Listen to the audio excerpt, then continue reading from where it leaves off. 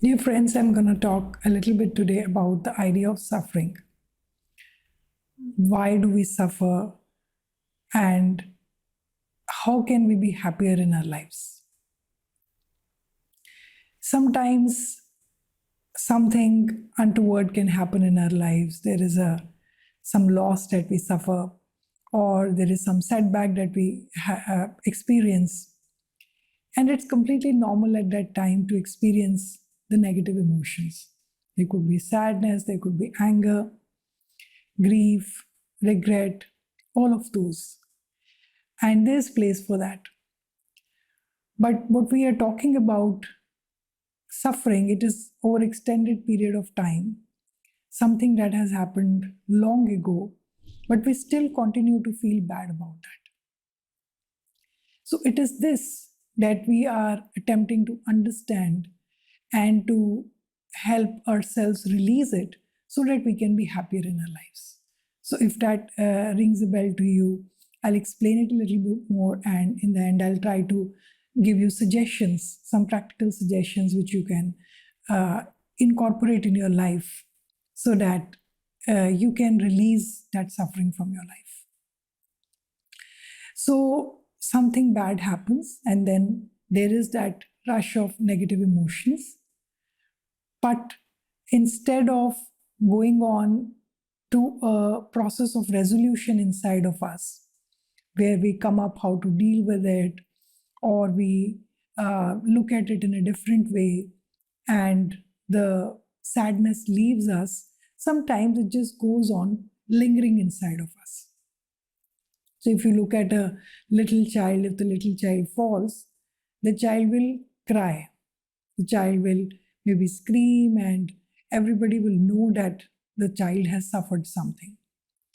In that expression of those feelings in that moment, the child is completely authentic, is not worried whether I should cry or not, or how is somebody thinking about me crying or not. But as the children grow up, and based on the conditioning that they are given, they fail to experience and release the emotions that happen in a moment. It is this that causes a problem. So, the process of healing has to be of reconnection to our emotions, of identifying those emotions, and to release it organically so that we can move on to a period of feeling relaxed and calm, and okay, this is over, this happened, and I could face this. There are things in our life which we can control and have a semblance of control on them, but there are events which we have no control over. And the suffering happens when there is one thing that we want to happen and there is another which happens. So, till the time that our life is going according to us, we feel very comfortable, we feel very happy. The idea that we have about how our life should be. And when it starts to veer off a little bit, somebody is not saying what we want them to say, somebody is not doing what we want them to do. We want something to happen and it's not happening. So it is this struggle, this conflict with what is, that produces suffering. What are the ingredients of it? The mind, which keeps on working with its thoughts. There would be thoughts of non acceptance. This shouldn't have happened. There would be thoughts of feeling like a victim. Why does this always happen to me? Why is life so hard? And I'm always trying so hard, and yet it never works out for me. There could be thoughts of jealousy. Why is it working out for other people? Why not for me? There could be thoughts of fear. Now, this has happened. Now, how am I going to deal with this? What's going to happen later? Anger, all of those thoughts, and these will continue to fuel the emotions that the person is feeling. So that's what suffering it, and it goes on every day. The person might be thinking the similar thoughts, and this is what our research also shows, that most of our thoughts are repetitive.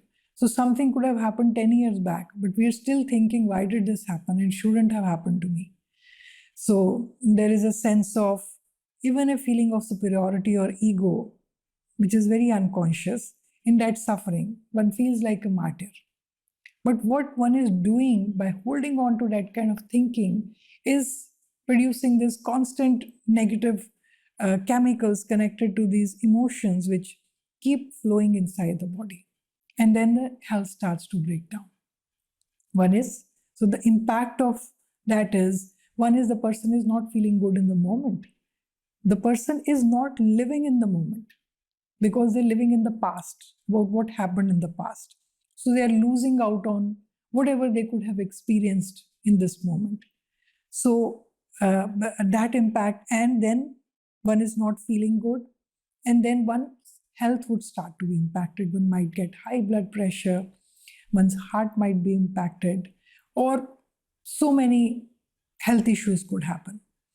So, based on that, one has to find a way out of it. And now we'll go to the suggestions on what can one do about this.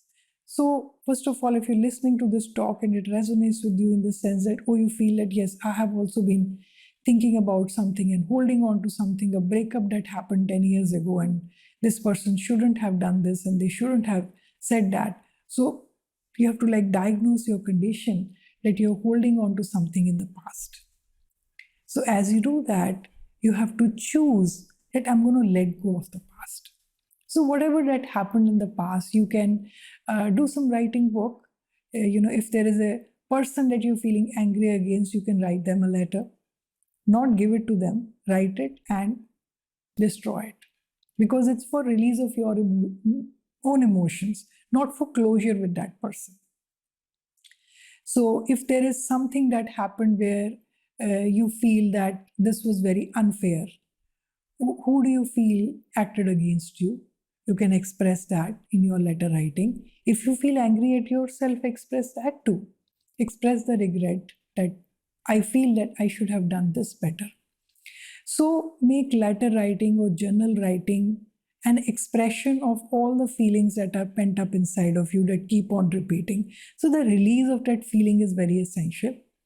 And then you can move on to the part wherein you come to the acceptance of it. You have to reframe it in a way in which you can see it in a different light.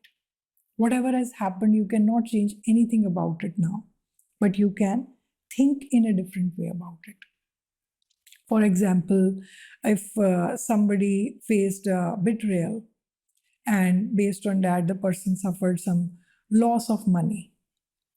So one can reframe it in a way that it was loss of money. I'm glad that I was okay and my family members were okay. And maybe it was some karma that I had to go through, and I've gone through it, and probably things will be better now. So when we hold on to regrets and negative feelings about something that was karmic, so we haven't actually been able to release that karma. So we have to find ways, creative ways on looking at something in the past so that we can come to an acceptance of it, right? And then we have to integrate it in our life in a way that as we continue on accepting it in our mind, there will be a time, maybe a period of weeks or months later, wherein we'll be able to see that how we have grown because of what happened to us. That's from where true closure happens, when we realize that something bad happened, but oh, yes, I grew because of that, or who I am is because of what happened to me in the past. So the good and the bad categorization is all ours, the right and wrong categorizations of is all ours, and we can rise beyond these dualities to live in a state of acceptance. If something is happening, we can choose to be in acceptance of that rather than being in conflict with life. And that's where comes peace, and that's where comes the end of suffering. Thank you, dear friend. Hope this was of help to you.